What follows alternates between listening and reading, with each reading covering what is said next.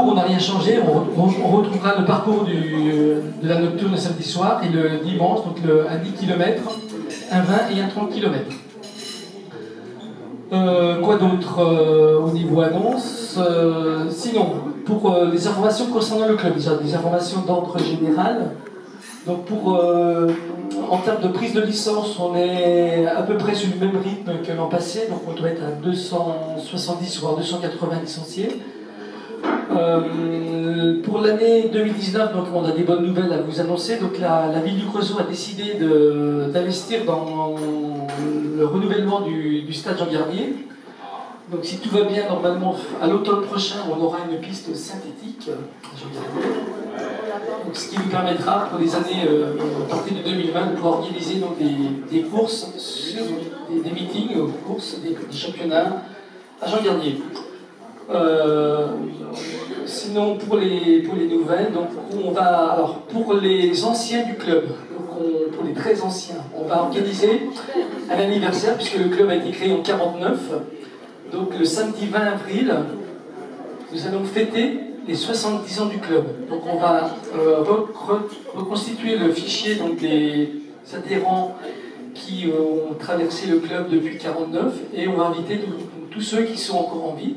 Donc, je pense que parmi vous, donc, beaucoup ont pris une licence de club, donc vous aurez un courrier qui vous invitera donc, à cet anniversaire le 20 avril, et ça se fera à l'Alto. Donc j'espère que... Alors, pour tous ceux qui connaissent déjà des anciens athlètes, prévenez-les, puisque je ne garantis pas qu'on puisse retrouver dans les archives tous les licenciés du club, notamment tous ceux qui étaient...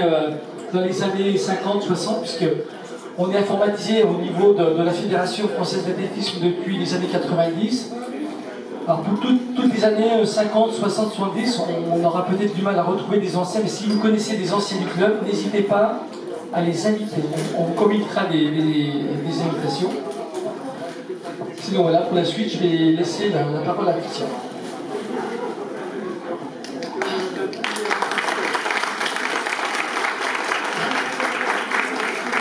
Bonjour à tous, bonjour plutôt. Joseph, le président, vous a dit l'essentiel de la vie de notre club. Effectivement, c'est beaucoup de changements, hein, les choses évoluent très favorablement. Côté trail, vous avez donné des informations, effectivement quelques petites modifications qui sont de notre fait et pas de notre fait forcément.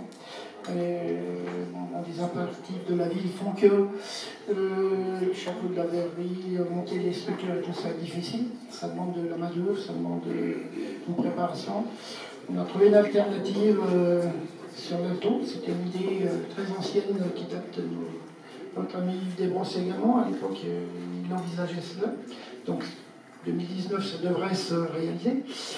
Donc il y a du mieux, mais il y a peut-être des petites choses qu'on n'a encore pas appréciées qui vont venir peut-être nous contrarier sur cette arrivée.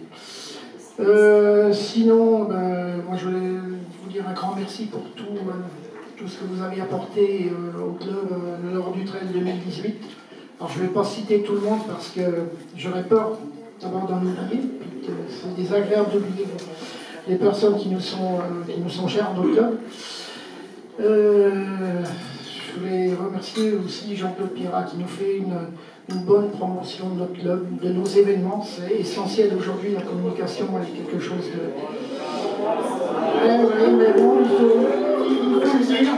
il faut le dire, c'est essentiel de communiquer le mieux possible, on le sait bien dans ces temps que je parcours aujourd'hui.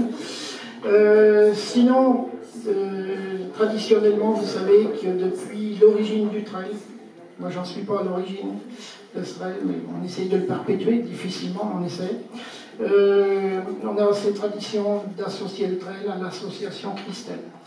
On a des représentants qui sont parmi nous aujourd'hui, moi je les salue, je les apprécie énormément, je pense énormément à vous dans différentes circonstances qu'on rencontre à travers des